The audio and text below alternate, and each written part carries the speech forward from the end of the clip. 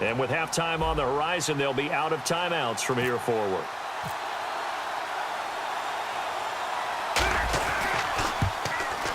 And Hopkins' kick is good. And they take the lead here now at 10-7. So they kick it through to take the lead. There is a little bit of time left, though, here in the second quarter. And while they're concerned about not giving up a big return or giving up points themselves going into the half, how good do they feel, though, putting points on the board themselves right near the end of the first half? Onto the field now come the Bears. And you got to think, if this is anything other than just taking a knee, I'd be very surprised. Yeah, they've got enough to talk about at the half. Why do anything else? Just get out of there. They'll go with Woodhead to start the drive. Oh, he's got a little daylight. And he'll be taken down, but not before he gets this football out shy of the 30 to the 29. Jeez, don't you at least want your guys to get a drink of water? Probably pretty thirsty. Whatever, your wish, our command. Third quarter now.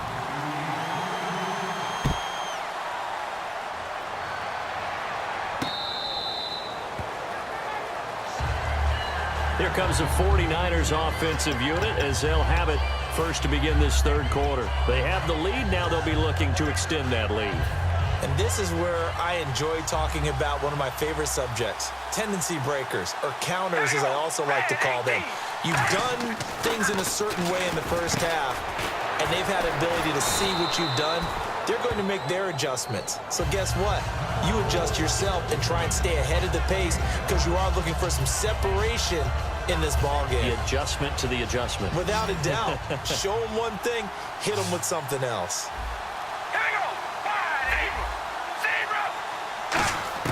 Now Carr throwing on second down. And Olsen over the middle. And he'll be taken down, but not before he gets into enemy territory. And he's the epitome of what we call the move tight end, a guy that you can line up anywhere, in the slot, out wide, in tight, doesn't really matter because he has such great skills. You want to utilize him in all aspects of your passing offense. And there he was in the slot for the catch. They'll run it now out of the gun. And he's going to be met at about the 43. A gain of 3, second down. Well, so many times we look at a short run and we praise the offense for trying to set the tempo and establish things, but the defensive guys, hey, they just won the battle there. It wasn't a big run given up. They don't always have to absorb the body blows. Sometimes they dish them. And down he goes. A sack. They sack him back across midfield at about the 48-yard line. Great job defensively. I think he was trying to go through his progressions, find someone to get rid of the football. Before he knew it, he was on his back. So that just brings us right back to what you said in the beginning. A great job defensively. Nowhere to go with the football. That led to the sack. Here's Carr. Throwing right, and that's complete. It'll be a pickup of 14, but they're still a little bit short as it brings up fourth. So much about offense is what you call hidden yardage. You know, you throw the ball to someone, they catch it, and then they can make a big play. You know, they create a play, run after catch.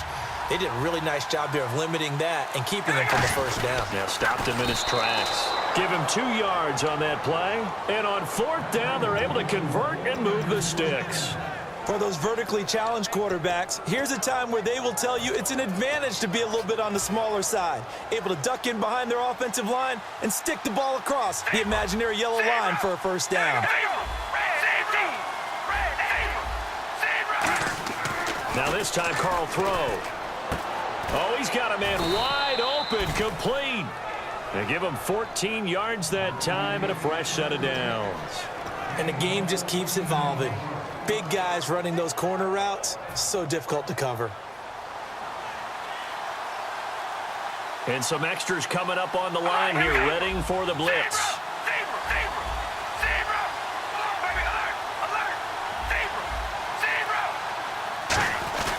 Now the fullback, Juszczyk.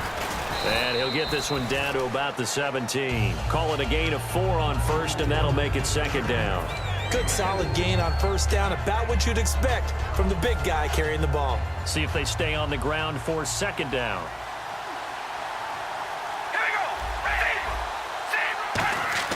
Carr now to throw. And oh, look at that, a diving catch. It's a nice pickup of 12 yards, and it gives him a first and goal. When you're a player of his stature, you don't just circle the games on your team's calendar. You Circle the Pro Bowl? Without a doubt. That's a game that you just figure you're going to be in each and every year, and it's because of catches like that. That's why he goes. 5 yards to go for the offense. First down and goal from that 5-yard line. They'll say no gain on the play, and it'll be second and goal. And the offense readies for play number 10 of this series. Back now at Soldier Field.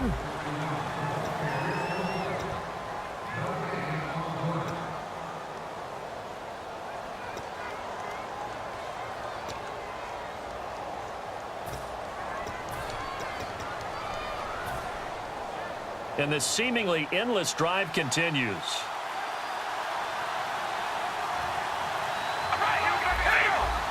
They come out here in the eye. On second down, here's Carr.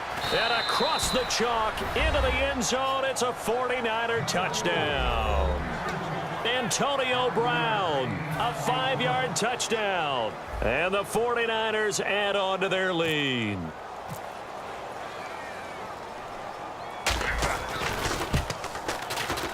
It's good to make it 17-7.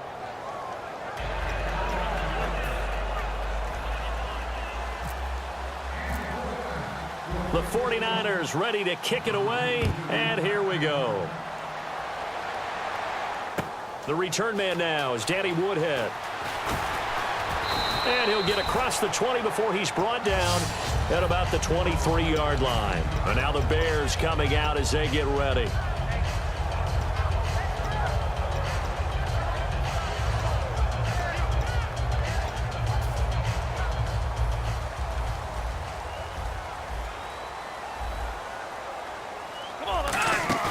They go play action here on first down. He's got time. Looking deep downfield.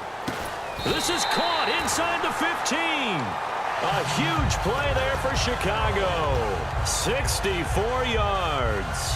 And at this stage, down in the second half, looks like they just wanted to find a way to get it in the hands of their playmaker, and they did. I think you're exactly right. I don't think the coordinator's looking at his play sheet and trying to figure out which play will work well. He's trying to figure out how to get the ball to the playmaker that you just described. Looking down at that sheet, you find people plays, not necessarily X's and O's, and that's exactly what they did there. Travis Kelce, the Pro Bowl tight end, the intended target, and that'll bring up second down.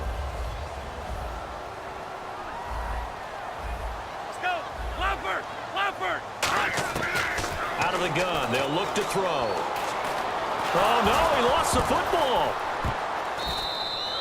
On plays like this, when the ball comes free, it's often unusual for the team that lost it to get it back. Because this is the quarterback. The ball gets away from him. Everyone else is trying to execute what they're supposed to do on offense. They're usually looking in the other direction, downfield, or have moved away from him. In this case, though, a teammate is able to come up with the ball. So the D-line's going to spread out.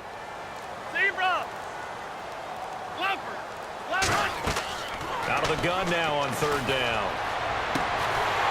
And he couldn't hang on to it through the contact. Incomplete.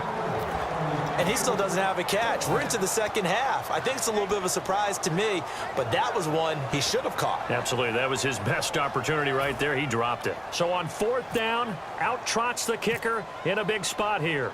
They'll spot it at the 30, so this is a 40-yard attempt. And the 10-year vet knocks it through the goalpost, and they're back within a touchdown at 17-10. All right, so you needed 2 scores to get back in the game. The field goal then maybe not exactly what they wanted, but it's a necessary first step. Still plenty of time remaining, but you could really use a stop defensively after the kickoff, preferably a 3-and-out. Out on the field now, here come the 49ers. And they will simply, Charles, be looking to duplicate what they did last drive when they were able to push it in for 6.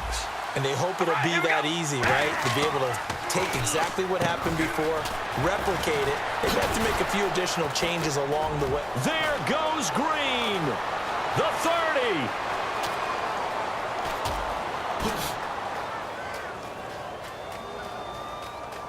Touchdown, 49ers. A big play there. 75 yards. And the 49ers add 6 to their lead.